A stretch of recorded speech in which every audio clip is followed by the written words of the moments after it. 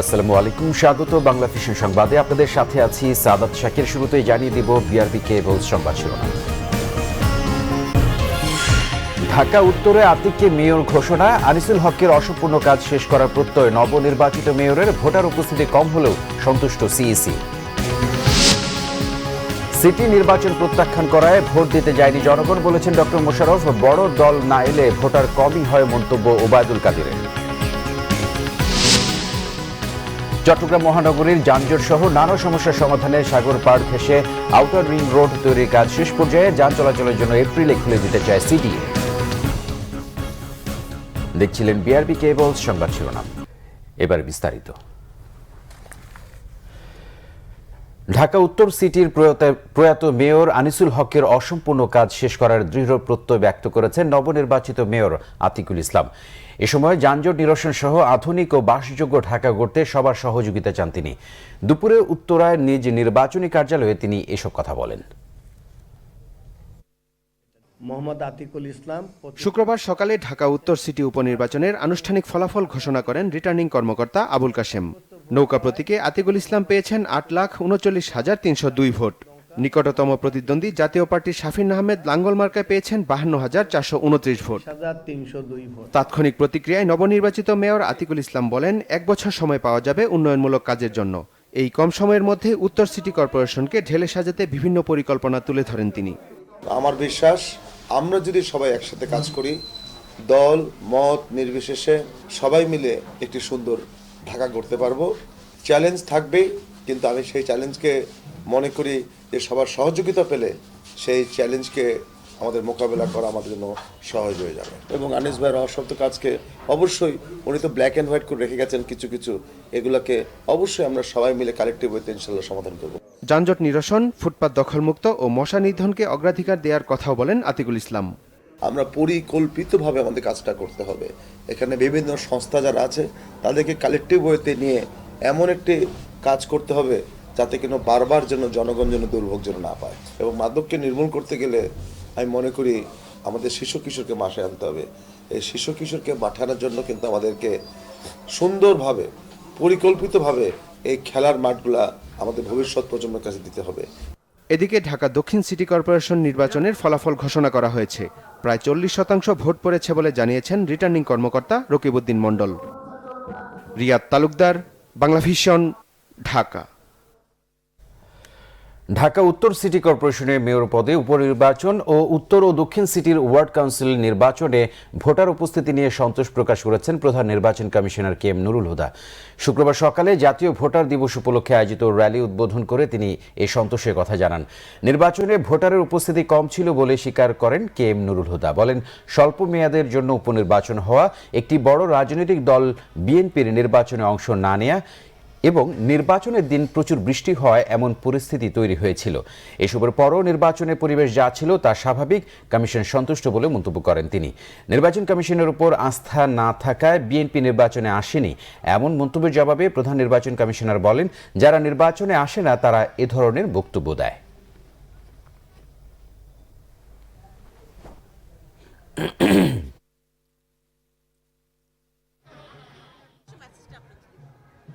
এই মেয়াদ তো স্বল্পকালীন, 12-13 মাস 14 মাসের মধ্যে আবার নতুন মেয়র নির্বাচিত হবে, আবার তারা কাউন্সিলর নির্বাচিত হয়েছেন, তারাও নির্বাচিত হবে। সে কারণে মানুষের মধ্যে ওই রকম আগ্রহ বা প্রতিযোগিতা হয়নি, একটা কারণ।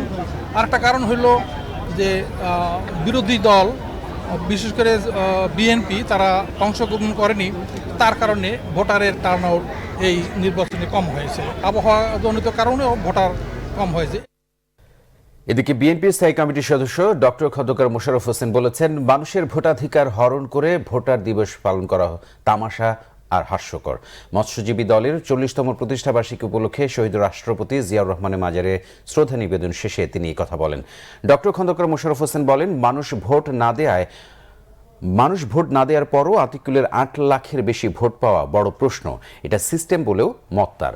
জনগণ ভোট প্রত্যাখ্যান করেছে বলেই প্রতিবাদ হিসেবে ভোট দিতে যায়নি বলেও মন্তব্য করেন বিএনপির স্থায়ী কমিটির এই সদস্য।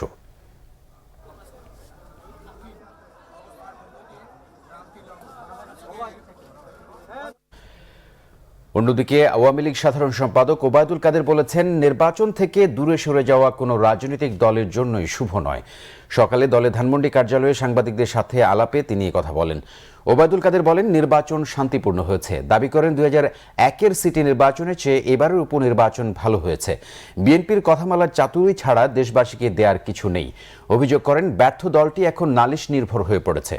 কটু কথা বলে দৃষ্টি আকর্ষণ ছাড়া তাদের আর কিছুই করার নেই। আওয়ামী লীগ সাধারণ সম্পাদক আরও বলেন, প্রতিদ্বন্দ্বিতায় বড় দল না থাকা, খারাপ আবহাওয়া ও মেয়াদের শেষ দিকে ভোট হওয়ায় মানুষের আগ্রহ কম ছিল।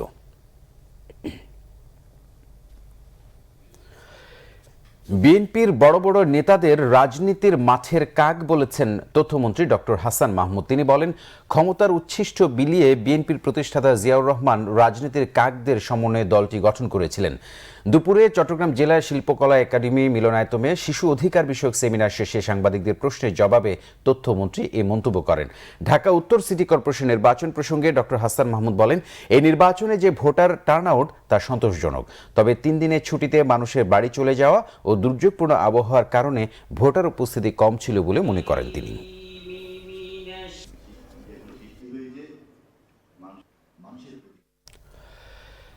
চট্টগ্রাম মহানগরীর যানজট সমস্যার সমাধান, বন্দর, ইপিজেড ও বিমানবন্দরমুখী বিকল্প পণ্য পরিবহন সড়ক যোগাযোগ ব্যবস্থা গড়ে তোলা, শহর রক্ষা ও পর্যটনকে গুরুত্ব দিয়ে সাগর পার ঘেঁষে তৈরি হচ্ছে আউটার রিং রোড। এরই মধ্যে শেষ হয়েছে সড়কের 90% কাজ। আগামী এপ্রিলে সড়কটি যান চলাচলের জন্য উন্মুক্ত করে দেওয়া হবে বলে জানিয়েছে চট্টগ্রাম উন্নয়ন কর্তৃপক্ষ সিডিএ। চট্টগ্রাম থেকে বিস্তারিত জানব শাহেদা পিয়ার রিপোর্ট থেকে। একই সাথে শহররক্ষা বাঁধ আর 17 কিলোমিটার জুড়ে মেরিন ড্রাইভ সড়ক, যার এক পাশে বঙ্গোপসাগরের বিস্তীর্ণ জলরাশি।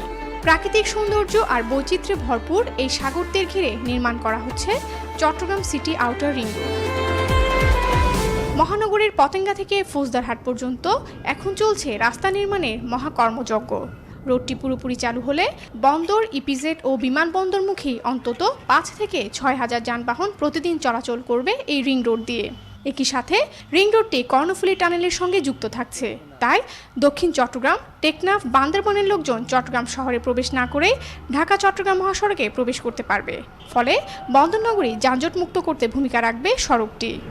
পর্যটকদের যে ট্রেন আছে ওই ট্রেনে করে যেতে পারবে, আরটা হলো কেবল কারে যেতে পারবে। তিনটার মধ্যে একটা শেষ করেছি, ওয়াকওয়েটা, আর বাকি দুটা আমরা শেষ করতে পারিনি, আমরা শুরু করতে যাচ্ছি। এই মেগা প্রকল্পটি শেষ হলে বন্দরনগরীর গুরুত্ব আরও বেড়ে যাবে বলে মনে করছেন নগর পরিকল্পনাবিদরা। 12 একর জায়গার উপরে একটি 5 তারা মানের হোটেল, আন্তর্জাতিক মানের কনভেনশন সেন্টার, প্রায় 1000 গাড়ির পার্কিং সুবিধা সম্বলিত পর্যটন স্পট শুধু চট্টগ্রামের নয়, বাংলাদেশের অন্যতম একটা আকর্ষণীয় একটা স্থান হিসেবেই কিন্তু এটা আবির্ভূত হবে। ফৌজদারহাট থেকে শুরু হয়ে পতেঙ্গার কর্ণফুলী টানেলে গিয়ে শেষ হবে এই আউটার রিং রোড। প্রায় 2,500 কোটি টাকা ব্যয়ে নির্মাণ করা হচ্ছে 17 কিলোমিটার দৈর্ঘ্যের 4 লেনের এই সড়ক। 100 ফুট চওড়া ও সাগর তীর থেকে প্রায় 30 ফুট উঁচু সড়কের সাথে তৈরি করা হচ্ছে 11টি স্লুইস গেটও। শাহেদা পিয়া, বাংলা ভিশন, চট্টগ্রাম। রাজধানীর বাইরে বিভিন্ন জায়গায়ও প্রথম পালিত হচ্ছে জাতীয় ভোটার দিবস। চাঁদপুরে ভোটার দিবসে শিক্ষামন্ত্রী ডাক্তার দীপুমণি বলেছেন, ভোট শুধু নাগরিক অধিকার নয়, ভোটারের কর্তব্য। সকালে চাঁদপুর জেলা নির্বাচন অফিসের আয়োজনে ভোটার দিবসের বর্ণাঢ্য র্যালি শেষে তিনি একথা বলেন। এদিকে বর্ণাঢ্য আয়োজনে চাঁদপুরের কচুয়ায়ও জাতীয় ভোটার দিবস পালন হয়েছে। জাতীয় ভোটার দিবস উপলক্ষে নির্বাচন কমিশন চট্টগ্রাম জেলা কার্যালয়ের উদ্যোগে সকালে মহানগরীর সার্কিট হাউস থেকে র্যালি বের করা হয়। দিবসটি উদ্বোধন করেন বিভাগীয় কমিশনার আব্দুল মান্নান। রাজশাহীতে সকালে ভোটার দিবসের কর্মসূচির উদ্বোধন করেন জেলা প্রশাসক SM আব্দুল কাদের। পরে রাজশাহী আঞ্চলিক নির্বাচন অফিসের আয়োজনে একটি বর্ণাঢ্য শোভাযাত্রা ও আলোচনা সভা হয়। এর আগে ভোটারদের হাতে জাতীয় পরিচয়পত্র তুলে দেন জেলা প্রশাসক। সিলেটে আঞ্চলিক নির্বাচন কার্যালয়ের উদ্যোগে জেলা প্রশাসকের কার্যালয়ের সামনে থেকে বর্ণাঢ্য র্যালিতে অংশ নেন সিলেট বিভাগীয় কমিশনার মেজবাউদ্দিন চৌধুরী, জেলা প্রশাসক কাজী ইমদাদুল ইসলাম সহ বিভিন্ন শ্রেণী পেশার মানুষ। মহানগরীর রিগাবি বাজারের কাজী নজরুল অডিটোরিয়াম চত্বরে তথ্য ও সেবা কেন্দ্রে EVM প্রদর্শন ও আলোচনা সভা হয়। খুলনা আঞ্চলিক নির্বাচন অফিসের আয়োজনে সকালে বিভিন্ন শ্রেণী পেশার মানুষকে নিয়ে বর্ণাঢ্য র্যালি বের করা হয় মহানগরীর শিববাড়ি মোড় থেকে। পরে শহীদ হাদিস পার্কে আলোচনা সভা ও সাংস্কৃতিক অনুষ্ঠান হয়। বাগেরহাটে সকালে জেলা নির্বাচন অফিসের আয়োজনে স্বাধীনতা উদ্যানের সামনে থেকে বর্ণাঢ্য শোভাযাত্রা বের হয়। পরে সংস্কৃতি ফাউন্ডেশন মিলনায়তনে হয় আলোচনা সভা। জাতীয় ভোটার দিবস উপলক্ষে বগুড়ায়ও শোভাযাত্রা ও আলোচনা সভা হয়েছে। এতে স্কুল কলেজের শিক্ষার্থীরাও অংশ নেয়। কুড়িগ্রামে জেলা নির্বাচন অফিসের আয়োজনে একটি বর্ণাঢ্য শোভাযাত্রা শহর ঘুরে আসে। পরে জেলা প্রশাসনের সম্মেলন কক্ষে হয় আলোচনা সভা। এদিকে লক্ষ্মীপুর ও খাগড়াছড়িতেও নানা আয়োজনে পালন হয়েছে জাতীয় ভোটার দিবস।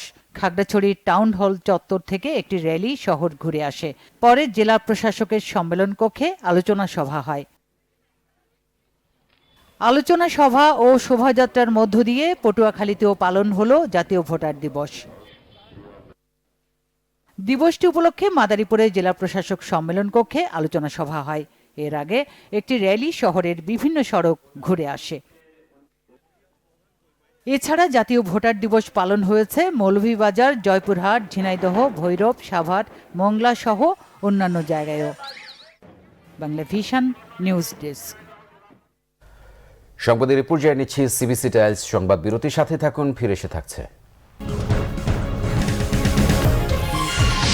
বিস্ফোরক আইডির তোয়াক্কা না করে গ্যাস সিলিন্ডার মজুদ ও বিক্রি হচ্ছে খাগড়াছড়িতে। প্রায় সব দোকানে মিলছে গ্যাস সিলিন্ডার। 21 পদকপ্রাপ্ত বইপ্রেমী পলান সরকার আর নেই। দুপুরে শেষ নিঃশ্বাস ত্যাগ করেছেন রাজশাহীর বাউসা গ্রামে নিজ বাড়িতে।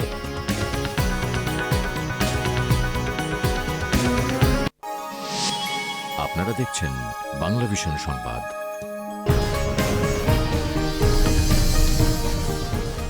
স্বাগত আরেকবার বাংলা ভিশন সংবাদে। বিস্ফোরক আইনের তোয়াক্কা না করে গ্যাস সিলিন্ডার মজুদ ও বিক্রি হচ্ছে খাগড়াছড়িতে। জ্বালানি তেলের দোকান থেকে শুরু করে প্রায় সব দোকানে মিলছে গ্যাস সিলিন্ডার। সম্প্রতি দক্ষিণ খবংপুরিয়ায় সিলিন্ডার বিস্ফোরণে 3 জন নিহতের ঘটনায় টনক নড়েনি প্রশাসনের। ব্যবস্থা না নিলে বড় ধরনের দুর্ঘটনার শঙ্কা স্থানীয়দের। খাগড়াছড়ি থেকে HM প্রফুল্লের রিপোর্ট। বোতলজাত গ্যাস বিপণনে বিস্ফোরক অধিদপ্তরের লাইসেন্সের পাশাপাশি নির্দিষ্ট পরিমাণ জায়গা, তাপমাত্রা ও অগ্নি নির্বাপক ব্যবস্থা রাখা সহ যেসব নিয়ম মানা প্রয়োজন তার একটিও মানছেন না খাগড়াছড়ির ব্যবসায়ীরা। পেট্রোলিয়াম জাতীয় জ্বালানি তেলের দোকান, মুদি দোকান, টি স্টল, পানের দোকান, রড সিমেন্টের দোকান, জুতার দোকান সহ যত্রতত্র বিক্রি হচ্ছে গ্যাস সিলিন্ডার। প্রশাসনের নাকের ডগায় লাইসেন্স ছাড়াই এভাবেই বিক্রি হচ্ছে গ্যাস। যাদের লাইসেন্স রয়েছে তারাও লঙ্ঘন করছেন আইনের শর্ত। অ্যাক্সিডেন্টের আসলে কোনো ভয় নাই, নিরাপদ প্লেসে আছে, বিল্ডিং করে আছে। আমার তেলের লাইসেন্স আছে, গ্যাসের লাইসেন্স আছে। আমি ওইটা চলে বিধানে 2-1টা লাইসেন্স গ্যাসের বোতল তেলের দোকানে রাখছি আর কি। ব্যবস্থা না নিলে বড় দুর্ঘটনার শঙ্কা স্থানীয়দের। যত্রতত্র যে কোনো দোকানেই গ্যাস সিলিন্ডার বিক্রি হচ্ছে। যে কোনো সময় এটা থেকে দুর্ঘটনা ঘটতে পারে। জননিরাপত্তা বিঘ্নিত হচ্ছে। ইতিমধ্যে খাগড়াছড়িতে বড় ধরনের একটা গ্যাস সিলিন্ডার বিস্ফোরণে অনেক হতাহত হয়েছে। শত শত সিলিন্ডার ফুটপাতের উপর দোকানের সামনে রাখা আছে এবং যাদের বৈধ লাইসেন্স রয়েছে তারাও আইন অনুযায়ী যথাযথভাবে এইসব আইন অনুসরণ করছে কিনা প্রশাসন এগুলো খতিয়ে দেখছে না। অভিযোগ উঠেছে সিলিন্ডার বিক্রির লাইসেন্স দেওয়ার ক্ষেত্রে ফায়ার সার্ভিস ও সিভিল ডিফেন্সের কিছু কর্মকর্তার যোগসাজশ রয়েছে। আমরা এখন প্রত্যেকটা দোকানে, প্রত্যেকটা মার্কেটে আমরা যাচ্ছি, আমরা অভিযান করতেছি। আমরা এগুলো রিপোর্ট আমরা আমাদের ঢাকাতেও দিচ্ছি, আমাদের ডিপার্টমেন্টও দিচ্ছি, আমরা ডিসি স্যারকে রিপোর্ট দেব। বিধি ভঙ্গকারীদের বিরুদ্ধে ব্যবস্থা নেওয়ার আশ্বাস জেলা প্রশাসকের। আমাদের মোবাইল কোর্ট অভিযান পরিচালনা করছে যে এরকম কারা আরও এরকম আছে যারা লাইসেন্স নেয়নি, লাইসেন্সবিহীনভাবে ব্যবসা করছে। বিষয়টি এরকম ধরনের দুর্ঘটনা যাতে আরও ঘটতে না পারে আমরা এই সতর্ক ব্যবস্থা হিসেবে আমরা কিন্তু এই মোবাইল কোর্টটাকে জোরদার করেছি। সচেতনতা ও নিয়ম মানার প্রবণতাই পারে বড় দুর্ঘটনা কমাতে, মনে করেন বিশেষজ্ঞরা। Bangla vision news desk. 21 পদকপ্রাপ্ত বইপ্রেমী পলান সরকার আর নেই। দুপুরে রাজশাহীর বাঘা উপজেলার বাউসা গ্রামে নিজ বাড়িতে তিনি শেষ নিঃশ্বাস ত্যাগ করেন। ইন্না লিল্লাহি ওয়া ইন্না ইলাইহি রাজিউন। মৃত্যুকালে তার বয়স ছিল 98 বছর। আগামীকাল সকাল 10টায় বাউসা গ্রামে হারুনুর রশিদ হাইস্কুল মাঠে তার নামাজ জানাজা অনুষ্ঠিত হবে। গত 21 ডিসেম্বর তাঁর স্ত্রী রাহেলা বেগম মারা যান। পলান সরকারের 6 ছেলে ও 3 মেয়ে রয়েছে। ছেলে হায়দার আলী জানান, বার্ধক্যের কারণে গত কয়েকদিন ধরে শয্যাশায়ী ছিলেন তিনি। তার আসল নাম হারেস উদ্দিন, জন্ম 1921 সালে, কিন্তু তিনি পলান সরকার নামেই পরিচিতি পান। প্রাইমারি স্কুলে গণ্ডি পেরোতে না পারলেও নিজের টাকায় বই কিনে পাঠকের বাড়ি বাড়ি পৌঁছে দিয়ে বই পড়ার আন্দোলন গড়ে তোলার জন্য পলান সরকার 2011 সালে 21 পদক পান। 95 বছর বয়সেও তিনি পাড়ায় পাড়ায় বই বিতরণ করেছেন। গত কয়েক বছর থেকে তিনি বই বিতরণের জন্য এলাকাভিত্তিক 5টি বিকল্প বই বিতরণ কেন্দ্র তৈরি করেন। সেখান থেকে বইপ্রেমীরা বই নিয়ে। এবারে দেশের বিভিন্ন জায়গার আরও কিছু খবর নিয়ে দেখুন একটি ডেস্ক রিপোর্ট। সিলেটে আনন্দ শোভাযাত্রার মধ্য দিয়ে বরণ করা হলো স্বাধীনতার মাস মার্চকে। সকালে সিলেট জেলা প্রশাসন আয়োজিত র্যালিতে সরকারি কর্মকর্তা কর্মচারীর পাশাপাশি বিভিন্ন সামাজিক সাংস্কৃতিক সংগঠনের নেতা ও শিক্ষার্থীরা অংশ নেন।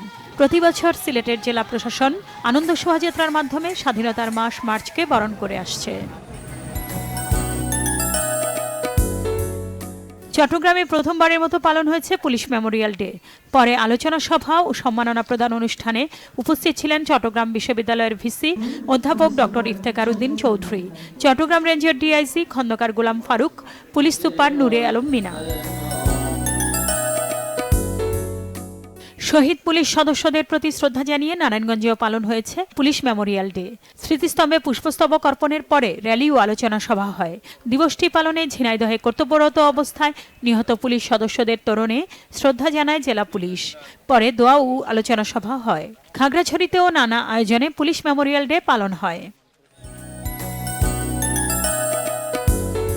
নিহত পুলিশ সদস্যদের প্রতি শ্রদ্ধা নিবেদন করেন ময়মনসিংহ রেঞ্জের ডিআইজি নিবাস চন্দ্র মাঝির নেতৃত্বে পুলিশ বাহিনী, র্যাব, বিজিবি ও পুলিশ পরিবারের সদস্যরা। পরে হয় আলোচনা সভা। দিবসটি পালনে জেলা পুলিশ সুপার শেখ রফিকুল ইসলামের নেতৃত্বে শোক শোভাযাত্রা ও আলোচনা সভা করে পাবনা পুলিশ সদস্যরা। পুলিশ মেমোরিয়াল ডে অনুষ্ঠানে গাইবান্ধা জেলার কর্তব্যরত অবস্থায় জীবন উৎসর্গকারী পুলিশ সদস্যদের পরিবারকে স্মৃতিস্মারক দেয়া হয়। দিবসটি উপলক্ষে শোক শোভাযাত্রা করে পুলিশ সদস্যরা। পরে শহীদ পুলিশ সদস্যদের স্মৃতিস্তম্ভে পুষ্পস্তবক অর্পণ করা হয়। অন্যদিকে নওগাঁয় র্যালি, পুষ্পস্তবক অর্পণ ও আলোচনা সভার মধ্য দিয়ে পালন হয়েছে পুলিশ মেমোরিয়াল ডে। আন্তর্জাতিক মাতৃভাষা ও শহীদ দিবস উপলক্ষে রাজশাহীর তানোর উপজেলা আওয়ামী লীগ আলোচনা সভার আয়োজন করে। এতে প্রধান অতিথি ছিলেন সংসদ সদস্য উমর ফারুক চৌধুরী। দিনাজপুরের কোম্পানি মোড় থেকে ঢেপা নদীর বাঁধ পর্যন্ত 1.5 কিলোমিটার রাস্তা পাকাকরণ কাজের ভিত্তিপ্রস্তর স্থাপন করেছেন হুইপ ইকবালুর রহিম। এতে ব্যয় ধরা হয়েছে 1,09,00,000 টাকা। রাস্তাটির কাজ শেষ হলে প্রত্যক্ষভাবে উপকৃত হবে ওই এলাকার 15,000 পরিবার। জয়পুরহাট সদর উপজেলার ছিটহেলকুন্ডা ও সগুনা গ্রামের নিভৃত পল্লীতে মাওলানা আব্দুর রহিম ফাউন্ডেশনের উদ্যোগে দরিদ্র নারী ও কিশোরীদের সহি কোরআন ও নামাজ শিক্ষার প্রশিক্ষণ দেওয়া হয়। 1 বছরের এই প্রশিক্ষণ শেষে আজ তাদের পুরস্কার দেওয়া হয়। নাসরিন গীতি, বাংলা ভিশন নিউজ ডেস্ক। সংবাদ শেষ করব বিআরবি কেবল শিরোনামগুলো আরেকবার জানিয়ে দিই। ঢাকা উত্তরে আতিককে মেয়র ঘোষণা। আনিসুল হকের অসম্পূর্ণ কাজ শেষ করার প্রত্যয় নবনির্বাচিত মেয়রের। ভোটার উপস্থিতি কম হলেও সন্তুষ্ট সিইসি। সিটি নির্বাচন প্রত্যাখ্যান করায় ভোট দিতে যায়নি জনগণ, বলেছেন ডক্টর মোশাররফ। বড় দল না এলে ভোটার কমই হয়, মন্তব্য ওবায়দুল কাদেরের। চট্টগ্রাম মহানগরীর যানজট সহ নানা সমস্যার সমাধানে সাগর পার ঘেঁষে আউটার রিং রোড তৈরির কাজ শেষ পর্যায়ে। যান চলাচলের জন্য এপ্রিলেই খুলে দিতে চায় সিডিএ। এই ছিল এখনকার মতো আমাদের পরবর্তী সংবাদ সন্ধ্যা 7:30। এর আগে 6টায় রয়েছে নিউজ টপ 10 দেখার আমন্ত্রণ রইল। এছাড়া ফেসবুকে বাংলা ভিশন সংবাদ সরাসরি দেখতে লগ ইন করতে পারেন facebook.com/বাংলাভিশনে। ধন্যবাদ এতক্ষণ সাথে থাকার জন্য।